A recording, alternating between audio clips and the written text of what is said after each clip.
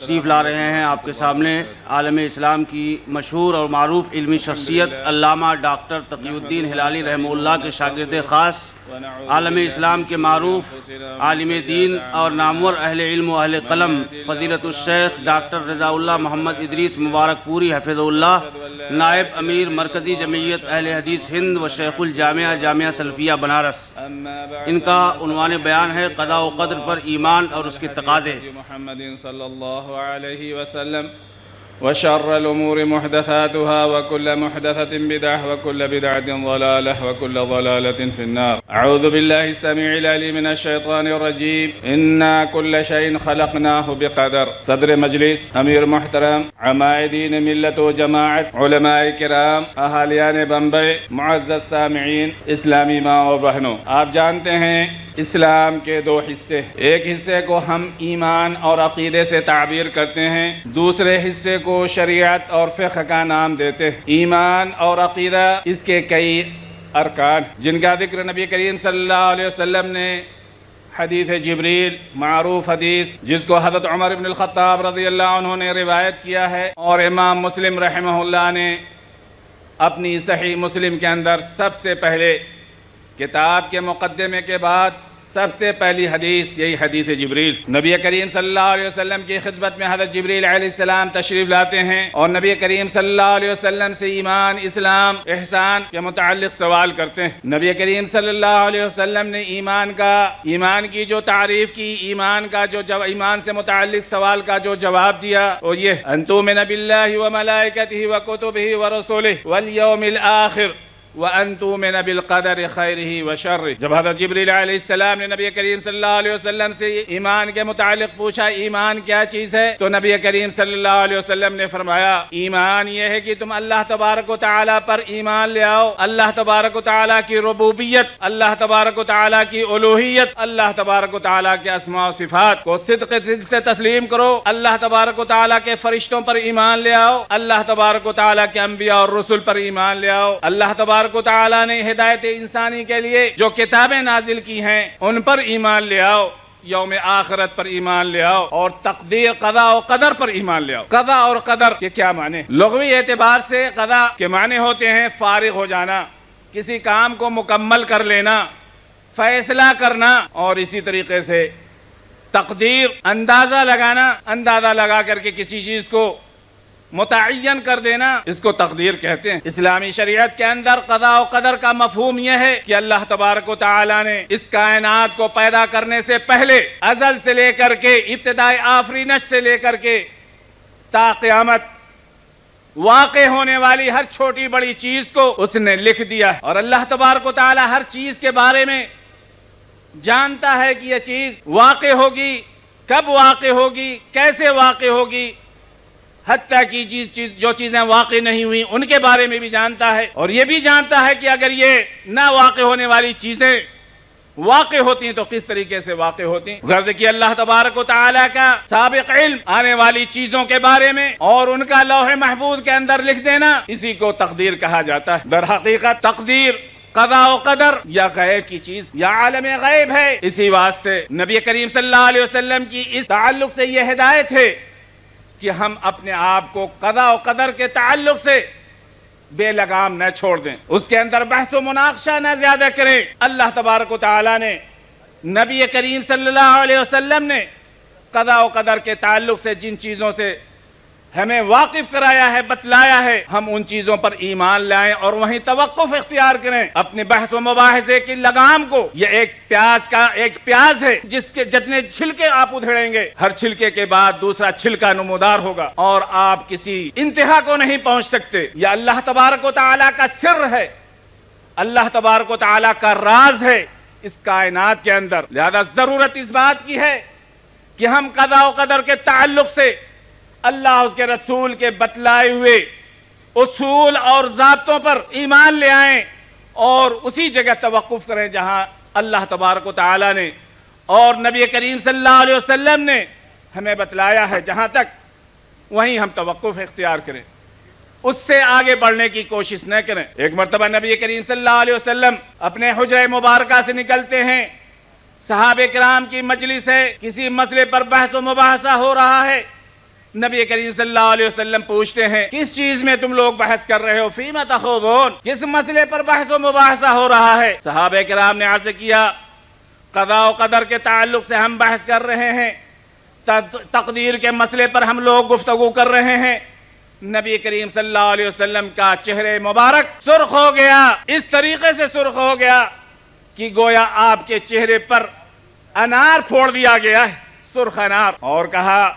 کہ تم لوگ قضاء و قدر کے تعلق سے بحث کر رہے ہو، گفتگو کر رہے ہو، بحث و مناقشہ کر رہے ہو، یہی وہ چیز ہے جس نے تم سے پہلے کی امتوں کو گمراہ کر دیا، ہلاکت میں ڈال دیا۔ پھر صحابہ کرام نے قضاء و قدر کے تعلق سے اس کے بعد کبھی بحث نہیں کی، کبھی مناقشہ نہیں کیا۔ قضاء و قدر کا مسئلہ خطبہ مسنونہ کے بعد جو میں نے آیت کریمہ تلاوت کی، اللہ تبارک و تعالی اس کے اندر فرماتا ہے اِنَّا كُلَّ شَيْءٍ خَلَقْنَاهُ بِقَدَرٍ، ہم نے ہر چیز کو ایک اندازے کے مطابق پیدا کیا ہے۔ ایک دوسری آیت کے اندر اللہ تبارک و تعالی ارشاد فرماتا ہے مَا أَصَابَ مِن مُّصِيبَةٍ فِي الْأَرْضِ وَلَا فِي أَنفُسِكُمْ إِلَّا فِي كِتَابٍ مِّن قَبْلِ أَن نَّبْرَأَهَا إِنَّ ذَلِكَ عَلَى اللَّهِ يَسِيرٌ۔ کوئی بھی مصیبت، کوئی بھی آفت اس روئے زمین پر نہیں واقع ہوتی ہے، اور نہ تمہارے ساتھ کوئی مصیبت واقع ہوتی ہے، تمہارے اوپر کوئی مصیبت واقع ہوتی ہے، مگر یہ کہ وہ کتاب کے اندر لکھی ہوئی ہے۔ مصیبت کا، اس آفت کا ذکر، اس چیز کا ذکر اللہ تبارک و تعالیٰ کے ہاں کتاب کے اندر درج ہے۔ الا فی کتاب من قبل ان نبرأها، قبل اس کے کہ ہم اس مصیبت کو، اس آفت کو وجود دیں، وجود سے پہلے ہی اس چیز کا ذکر اللہ تبارک و تعالیٰ نے اپنے ہاں کتاب کے اندر کر دیا ہے۔ ان ذالک علی اللہ یسیر، اور ان چیزوں کا، کائنات کی ہر چھوٹی بڑی چیز کا کتاب کے اندر، اور ہر شخص کی تقدیر کا، چاہے وہ اچھی ہو یا بری، وہ کس راستے پر چلے گا، کون سا راستہ اختیار کرے گا، کس رنگ کا ہوگا، کس نسل میں پیدا ہوگا، کس خاندان میں پیدا ہوگا، کس نطفے سے پیدا ہوگا، ہر چیز کو ہم نے کتاب کے اندر لکھ دیا ہے۔ اور ہمارا یہ لکھنا ان ذالک علی اللہ یسیر، ہمارا یہ لکھ دینا نہایت ہی آسان ہے۔ اللہ تبارک و تعالیٰ کے لیے تقدیر کا لکھنا، ان چیزوں کا لکھنا، ابتدائی آفرینش سے لے کر کے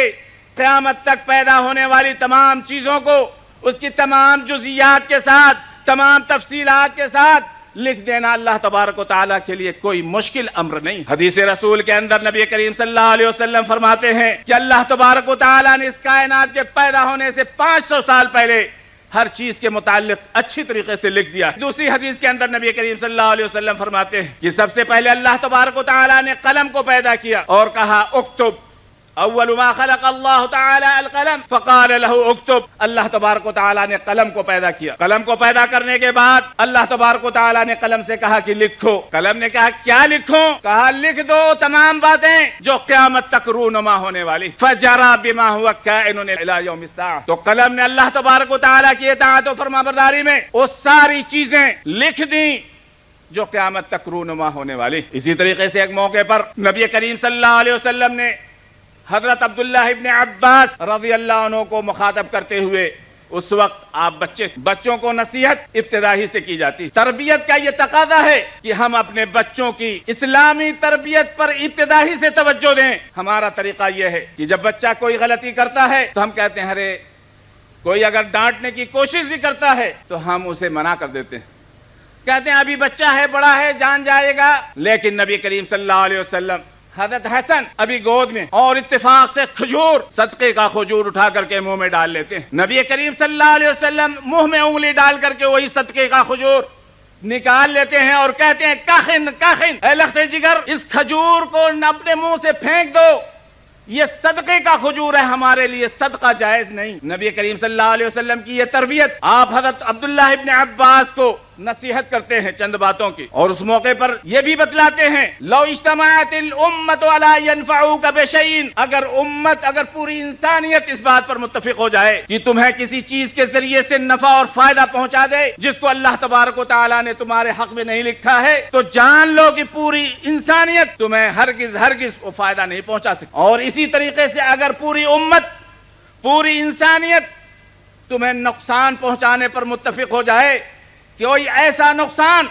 جس کو اللہ تبارک و تعالیٰ نے تمہارے حق میں نہیں لکھا ہے تو جان لو کہ وہ ہرگز تم کو نقصان نہیں پہنچا سکتے۔ اور اسی طریقے سے دوسری روایت ترمذی کی روایت ہے، دوسری روایتوں میں نبی کریم صلی اللہ علیہ وسلم نے فرمایا ما اخطأک لم یکن لیصیبک، جو چیز تمہارے لیے مقدر نہیں ہے، جو چیز تمہارے حق میں اللہ تبارک و تعالیٰ نے نہیں لکھی ہے وہ تم کو حاصل ہونے والی نہیں، چاہے جتنی محنت کر لو، چاہے جتنا جتن کر لو، وہ چیز تم کو حاصل نہیں ہو سکتی۔ اور اسی طریقے سے جو چیز اللہ تبارک و تعالیٰ نے تمہارے حق میں لکھ دی ہے وہ تم کو مل کر کے رہے گی، حاصل ہو کر کے رہے گی۔ رفعت الاقلام، قلم کو اٹھا دیا گیا ہے، وجفت الصحف، اور صحیفے خشک ہو چکے۔ قضاء و قدر کا معاملہ، قضاء و قدر کا مفہوم اچھی طریقے سے سمجھنے کے لیے ضرورت اس بات کی ہے کہ ہم قضاء و قدر کے مرتبے اور مراحل کو سمجھیں۔ اس سلسلے میں چند باتیں، قضاء و قدر پر ایمان لانے کے لیے چند چیزوں پر یقین کرنا اور چند چیزوں کو تسلیم کرنا اور صدق دل سے تسلیم کرنا ضروری اور واجب۔ سب سے پہلے تو اللہ تبارک و تعالیٰ کے علم کامل پر یقین لانا ضروری ہے کہ اللہ تبارک و تعالیٰ کا علم ہر چیز کو ازل سے لے کر کے ابد تک پورے طور پر محیط ہے۔ ان اللہ لا یعزب عنہ مثقال ذرہ، اللہ تبارک و تعالیٰ سے ایک ذرے کے برابر بھی چیز مخفی اور پوشیدہ نہیں رہ سکتی۔ اللہ تبارک و تعالیٰ ایک بڑی چٹان کے نیچے، ایک تاریکی کے اندر، تاریک رات کے اندر ایک معمولی سی چونٹی کی حرکت کو بھی دیکھنے والا اور خبر رکھنے والا، اس کو غذا پہنچانے والا ہے۔ دوسرا مرحلہ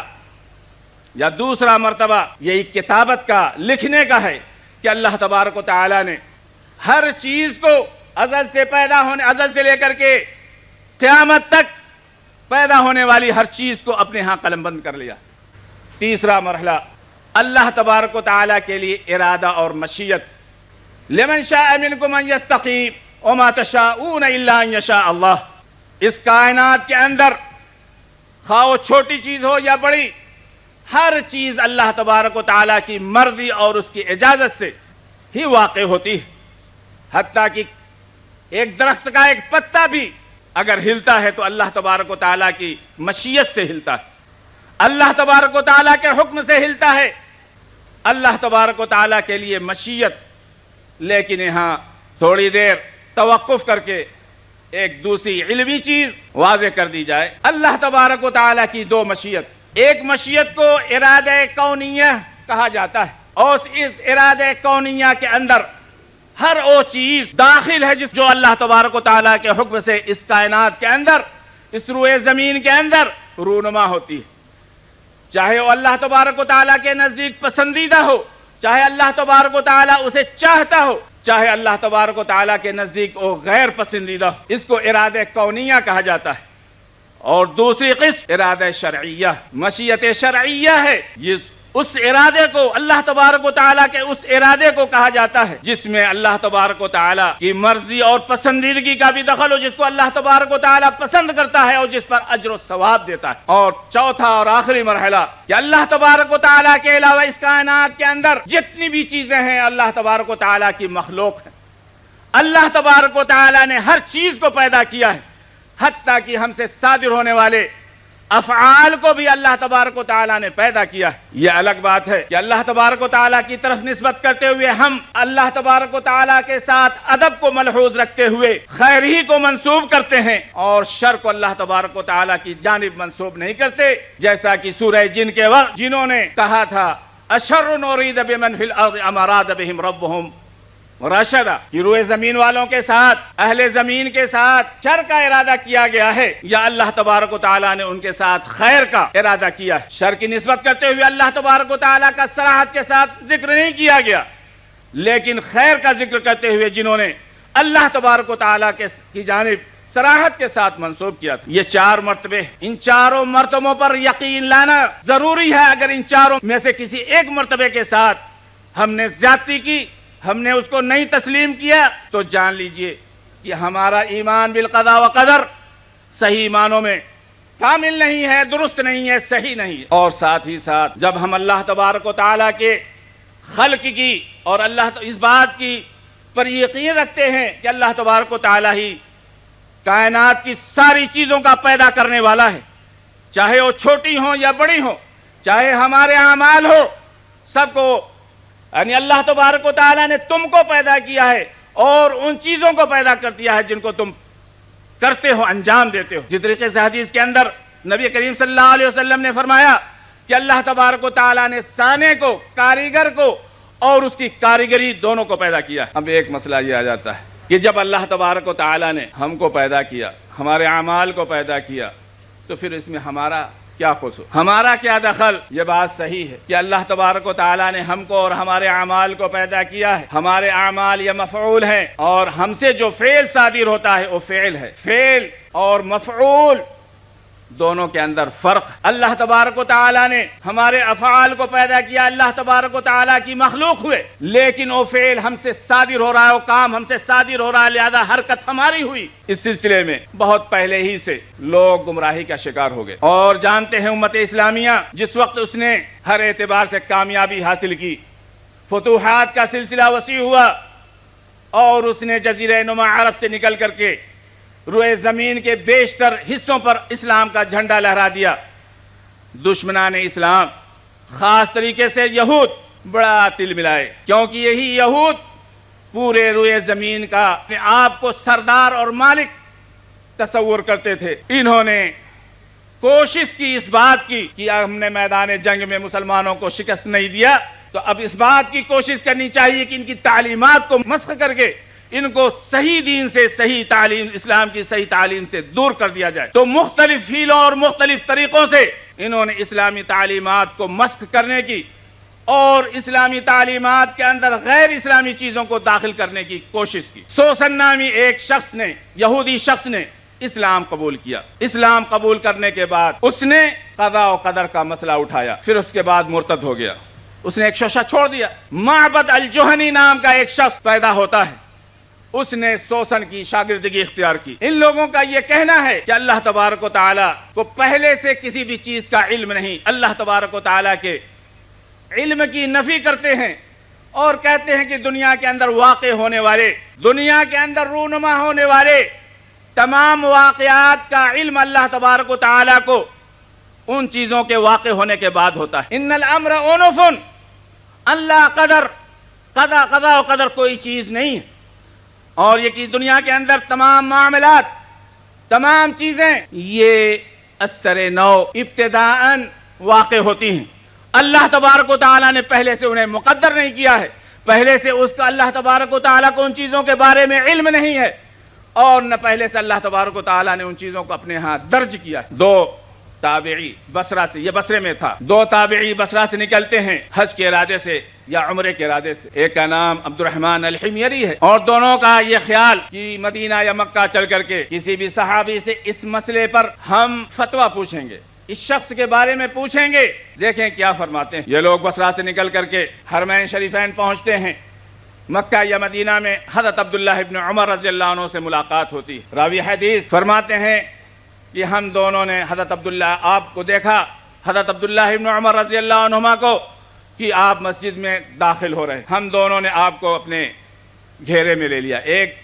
طرف میں ہو گیا اور دوسری جانب میرا ساتھی ہو گیا، اور مجھے اپنے ساتھی کے بارے میں یہ گمان تھا، یقین تھا کہ گفتگو کرنے کا حکم مجھے دے گا، مجھے سے مطالبہ کرے گا کہ حضرت عبداللہ ابن عمر سے تم ہی گفتگو کرو. لہذا میں نے حضرت عبداللہ ابن عمر رضی اللہ عنہما سے گفتگو کی، بات کا سلسلہ شروع کیا اور کہا اے ابو عبد الرحمن. حضرت عبداللہ ابن عمر رضی اللہ عنہ کی کنیت،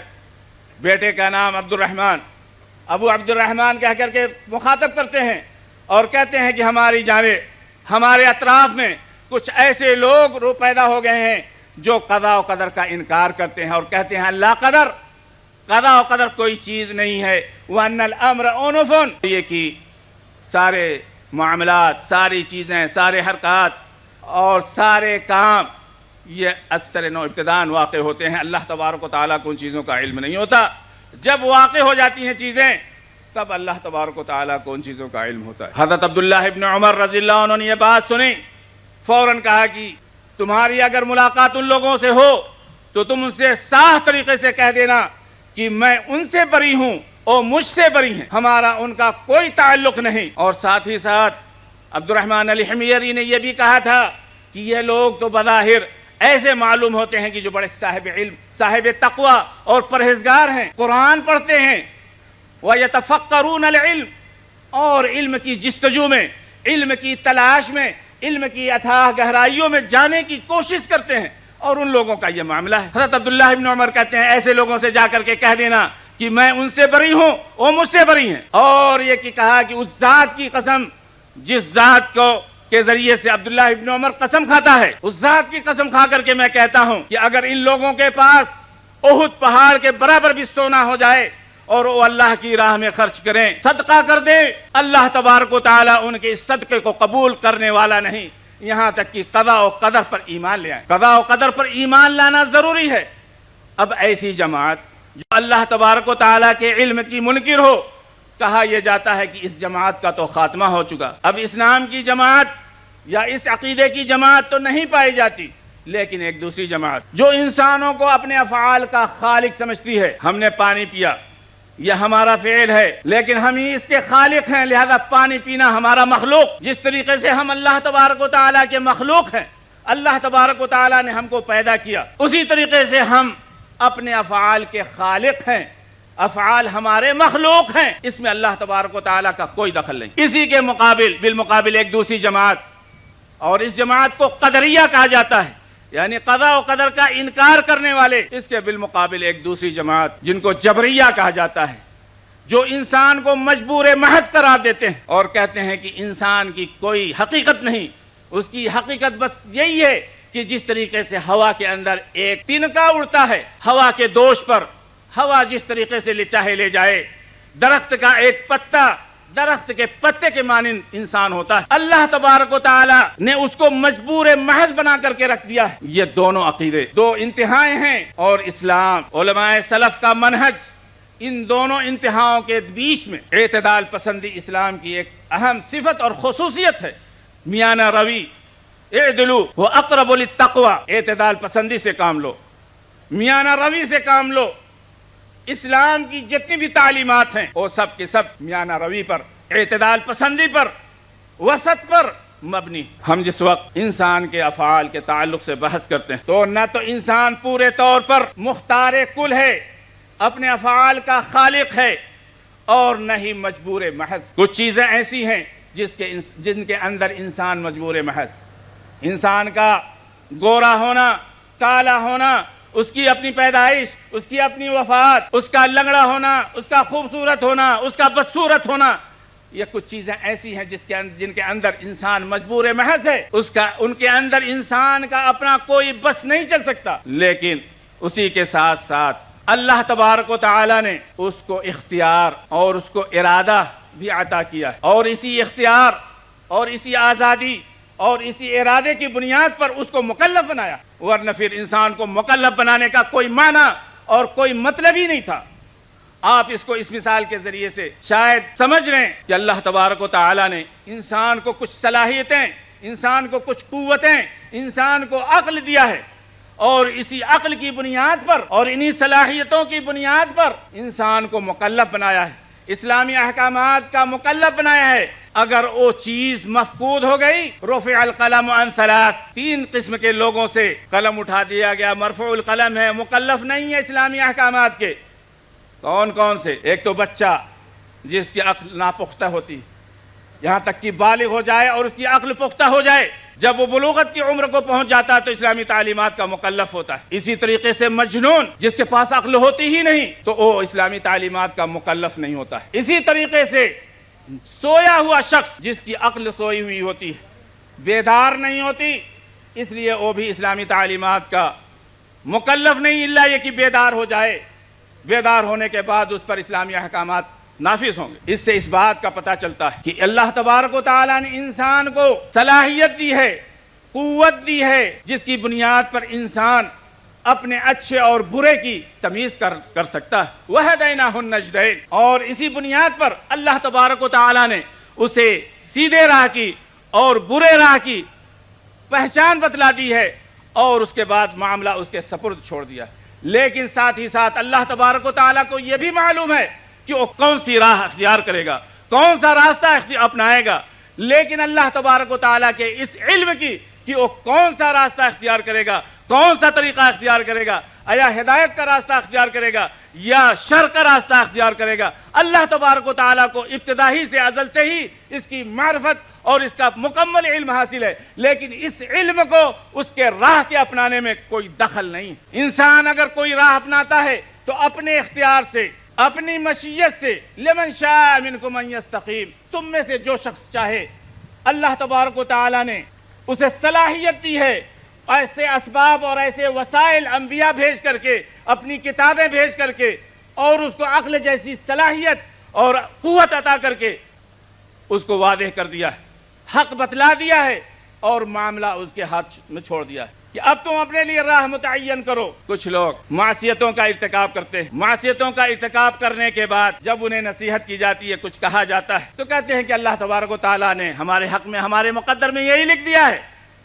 اے بندے خدا، تم کو کیسے معلوم کہ اللہ تبارک و تعالیٰ نے تم کو یا تمہارے حق میں یہی چیز مقدر کر دی ہے؟ وہ تو اللہ تبارک و تعالیٰ کا ایک سر ہے، یہ اللہ تبارک و تعالیٰ کا ایک راز ہے، تم کو کیسے پتا؟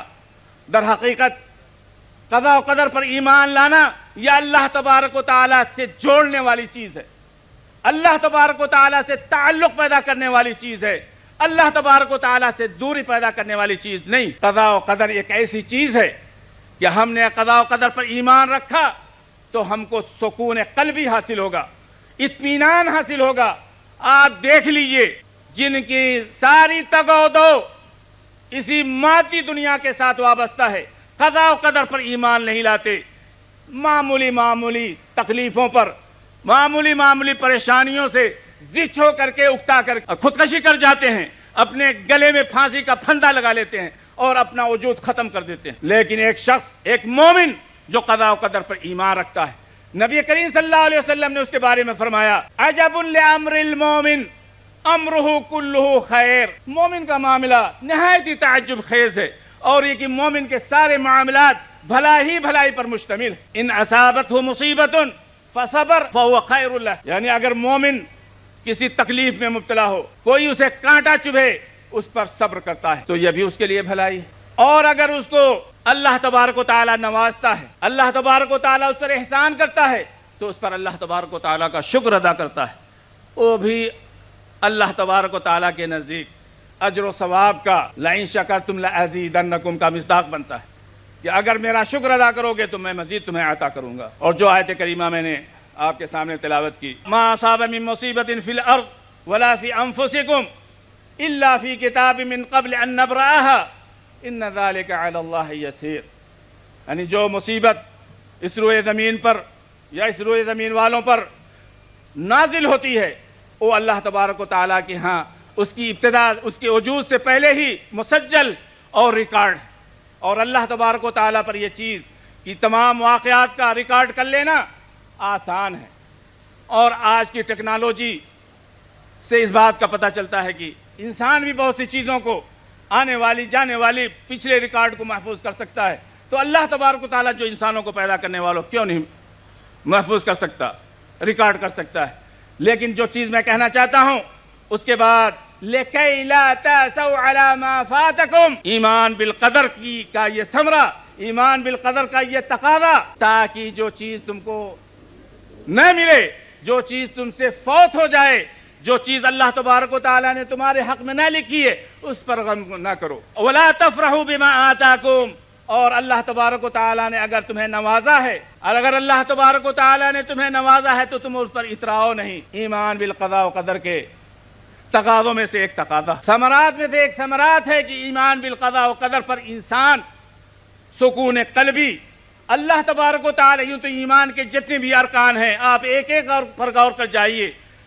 سب کا تعلق اللہ تبارک و تعالیٰ سے، یہ سارے ارکان ہمارے اللہ تبارک و تعالیٰ سے تعلقات کو، روابط کو مضبوط کرنے کے لیے، اسی طریقے سے ایمان بالقضاء و قدر بھی اللہ تبارک و تعالیٰ کے ساتھ ہمارے ربط اور ہمارے تعلق کو مضبوط کرنے والی چیز ہے، اور اسی طریقے سے اس دنیا کے اندر ہم اگر جی رہے ہیں تو اطمینان و سکون کی زندگی عطا کرنے والی چیز۔ چونکہ وقت ختم ہو چکا ہے، اسی پر اپنی بات کو ختم کرتے ہوئے اللہ تبارک و تعالیٰ سے اپنے لیے، آپ لوگوں کے لیے، پوری ملت اسلامیہ کے لیے خیر کی دعا کرتا ہوں۔ وآخر دعوانا الحمدللہ رب العالمین۔